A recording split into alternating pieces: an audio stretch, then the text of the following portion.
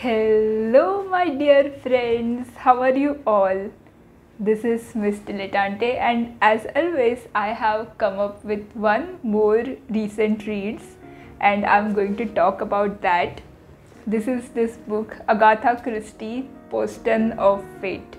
This book I have recently completed reading. It is a small book, and I think around 300 pages. Yes, this book consists of. And today I'm going to talk about this book. So as always, I'm going to start with few of the lines that I really loved about this book. And also, without giving away too much of story, I'm going to talk about Agatha Christie because she is one of my very favorite writers. I have read so far so many books of hers. Not all. I have purposely kept some of her books.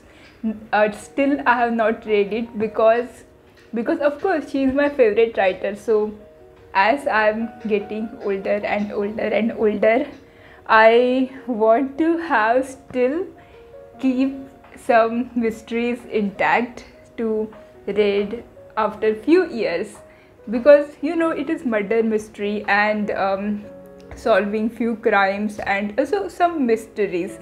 So she writes about stories which have a core essence of a mystery, and she writes a whole story around that, and it involves so many factors, and she takes into consideration a deep narrative and so many psychological factors why people do that particular murder. And yes, it ultimately involves a whole relation between characters, and she just writes it so beautifully that it is impossible to keep that book down since the page 1. Means even at a page 1 we just get so stuck with the book that it is impossible to keep any of her books down. And oh my god, I have started talking about her, so maybe I will not go into the book and I will keep on talking about her because she is so great, amazing. And so I'm going to first talk about the few lines, and later I will come back to Agatha Christie books and why I love her books, and what exactly what is the distinguishable factors between other mystery books and her mystery books that makes her so special. So let's start with this book first. As always, I'm going to talk about few of the lines that I loved. So let's get started. Okay, that's a bit too much of enthusiasm. Not too much of enthusiasm for Agatha Christie books. Okay, some of the middle pages of the book, there is a one sentence. Once you get above a certain age, you can go on living practically forever. Real integrity is just as dangerous as being above suspicion in the services. Real integrity, my foot. Okay, so there are even more some lines, and these are about mystery, curiosity. These lines are about. So these are the lines. You just want to know well. That's the way human beings is made. That's what leads us to explore things, to go and fly to the moon, or bother about underwater discoveries, to find natural gas in North Sea, to find oxygen supplied to us by the sea and not by the trees and forests. Quite a lot of things they are always. Finding out just enough curiosity. So these few of the lines about the curiosity, and it is talking about because of curiosity we have made so many inventions, new discoveries, and what it starts with is with curiosity. Then my mother and my grandmother never approved of reading anything like a novel in the mornings. A storybook, as it was called. You know, you could read history or something serious, but novels were only pleasurable and so to be read in the afternoon. And these lines are still true because when a person often reads novels, in eyes of many people it is thought to be in eyes of non-readers it most often thought to be a storybook. A novel is many times misthought as a storybook. So, and it happens with me as well that I have seen it happen with many people who read novels, that novels is much often when it comes to a fictional novel, it is much often thought as a storybook and not much as a serious book. But still, in novel, even though with a storyline, it's still able to convey a lot, and that is a thing I think people should understand, and maybe they will understand one day if they read themselves. Fictional novel I'm talking about. Okay, children don't particularly like expensive presents. They will play with an old bit of string or a rag doll or something they call a pet bear, which is only a bit of a heart rug just made up into bundle with a couple of black boot buttons eyes put on it. Children have their own ideas about toys, and that is really fascinating because as we get older and older, our fascination for more expensive things starts getting on increasing.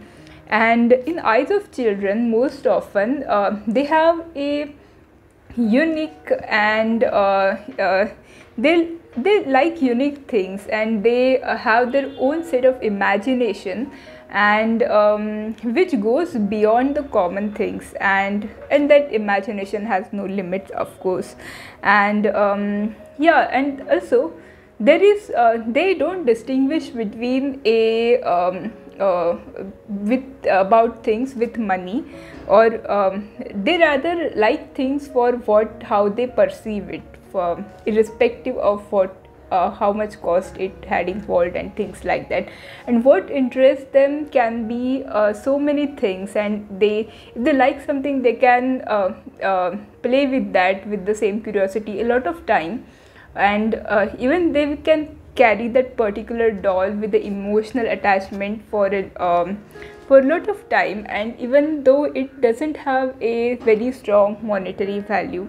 So that is something that as we start getting as an adult, we start getting missing, to not look at things with its cost, and we start getting missing that, to not look at things with a cost, but how we perceive it, for what exactly value we like it, and with our own set of imagination. Okay, so I want to talk about two paragraphs, and I really like the paragraphs for their own depth and how those paragraphs still hold true in today's world as well. So the first paragraph: not materialism, but he knows about money. He knows where it comes from. He knows where it goes. He knows why it goes. He knows who is behind things, behind banks, behind big industrial undertakings, and he has to know who is responsible for certain things, big fortunes made out of drugs, drug pushers, drugs being sent all over the world, being marketed, a worship of money, not just for buying yourself a big house and 2 Rolls Royces, but money for making more money and doing away with the old beliefs in honesty, in fair trading. You don't want equality in the world. You want the strong to help the weak. You want the rich to finance the poor. You want the honest and the good to be looked up and admired. Finance, things are coming back to finance all the time.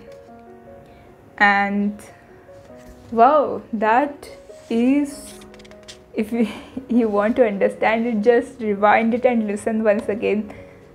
Finance, and she has with such a depth and powerfully said those sentences, and those are still true things about capitalism and the world, how today's world works. And it is not even bad, called as bad, but it is just as a new normality, that all things comes with the finance. That is all there is, the law of finance. And money most of the things revolve around money. So it is such a powerful truth she has just outspoken even in old times, and I really like that. Such a huge big thoughts. Okay, so there is a second set of sentences, a paragraph that also I really liked. Something was being planned. Something was never completely developed. Ideas. Just look far back. They were thinking of flying. In the Middle Ages, they had some ideas about it. Ancient Egyptians, I believe, had certain ideas. They were never developed.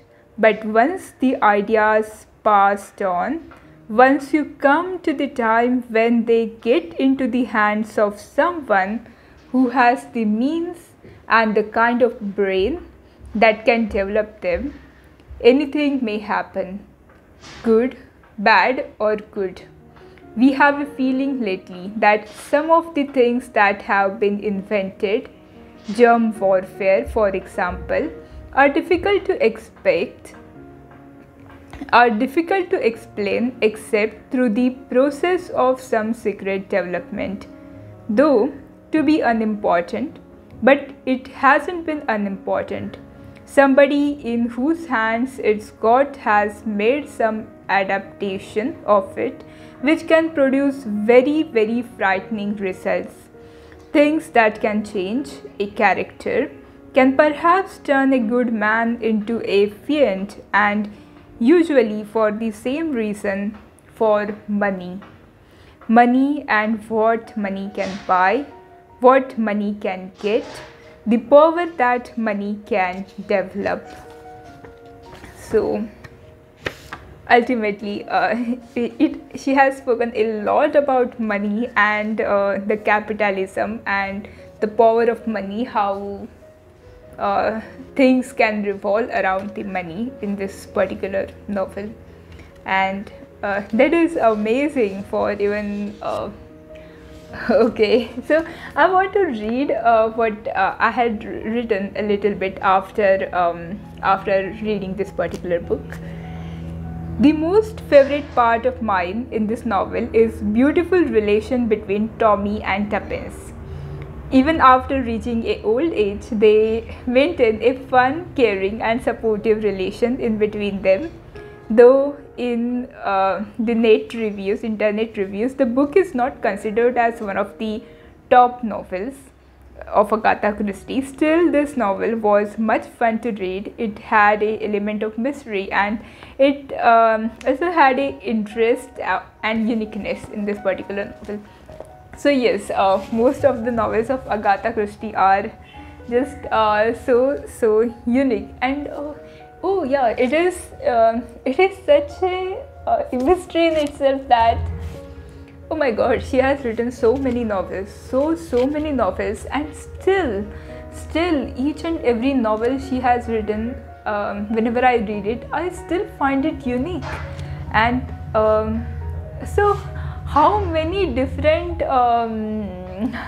point of views can there be for a mystery, but still she finds every time something another to pique our interest and hold our interest and grab our attention and keep us there in that book to read. Oh yes.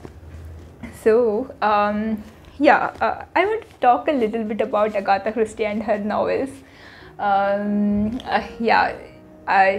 There is one very special relation of me with her novels, and that is when I had started reading. I didn't like to read English much, so someone had suggested me, if you don't like reading English, to get used to the language of English, read mystery books.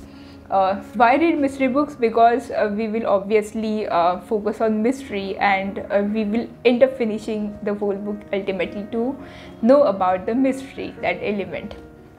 So I started reading Agatha Christie book. I came across from internet some of her books which are amazing, and that is how I developed the habit of reading in English language. So that is one of my favorite and very close relation with her books. There are a few more things I really like about her books. At first, I had read her all famous books. I had searched on internet famous books of Agatha Christie and best books of Agatha Christie, and I had read all the best her books as considered by the reviews, and not all but most of them. And then I started going into the store or just on the book purchase sites. I used to take any of her book randomly that I have not read, and I start reading, and I found that this one very interesting thing is that even though many of her novels are not considered as the best, in my opinion, those novels are still, even I enjoyed more than her best novels that I enjoyed, which are very hyped.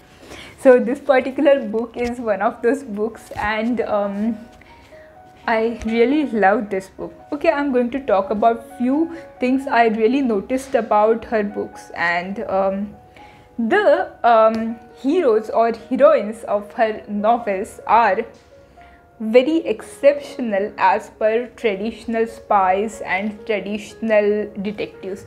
So very often in movies and in books, most often the spy or detective are most often young people with good looks and very attractive looks, and and there involves a lot of drama with that.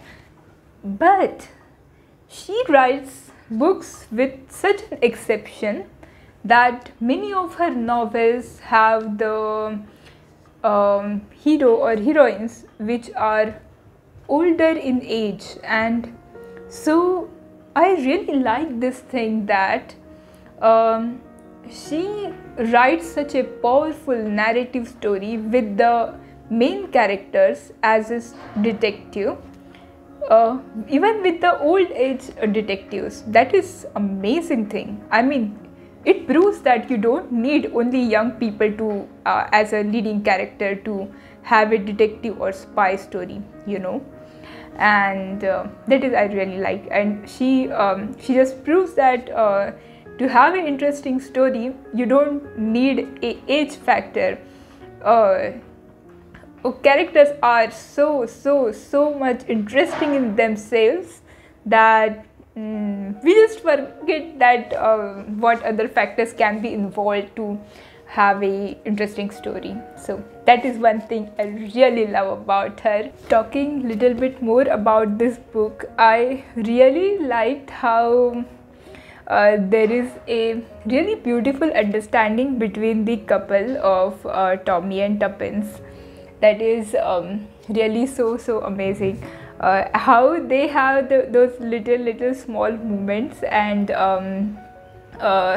the moments of caring for each other and showing love through the care. And that is so amazing about this book, how both of them care about each other. And Yes, so that is one thing I really loved about this one.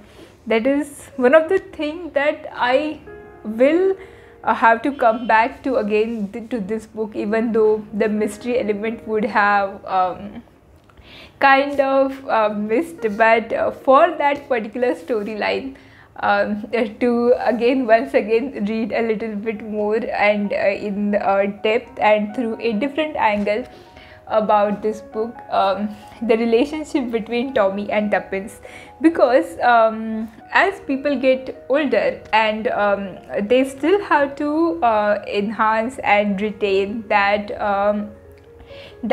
love and friendship in between them, and that is what I really liked about this novel, that with those mystery it also enfolds that the relationship element between two main characters of this book.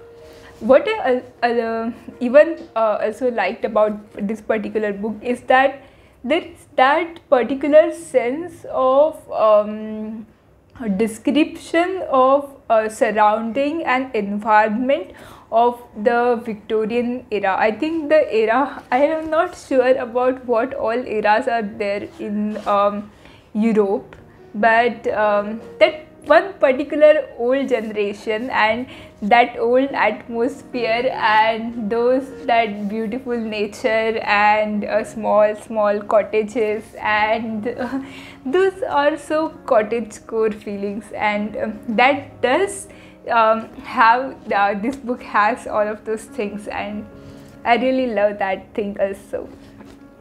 So if you are looking for a beautiful mystery, not too much of chase and not too much of adventure, because this book doesn't have that chase, that too much of adventure thing, but it has those subtle elements of a mystery, curiosity and unique concepts that you may not find in any other mysterious novel.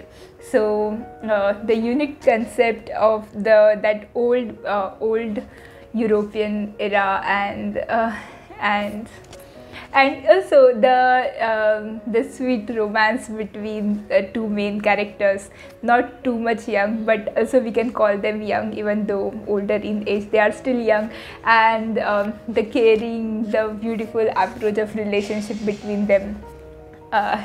So this book is a really good read, and you will not regret reading this book, because you will want to obviously read so many of Agatha Christie novels after reading this book, and there are obviously so many famous novels of hers which are, according to different reviews, better than this book, and I don't want to rank her books at all, because I have read so many books of her and I like all of them, and almost all of them I really liked. So pick up any book of her, you are good to go. But if you want, I will just once again review all of the books that I have read of Agatha Christie and what I liked about those, what I didn't like about those. Actually, there is not much to say about what I didn't like about those. There is most of the things I like about those.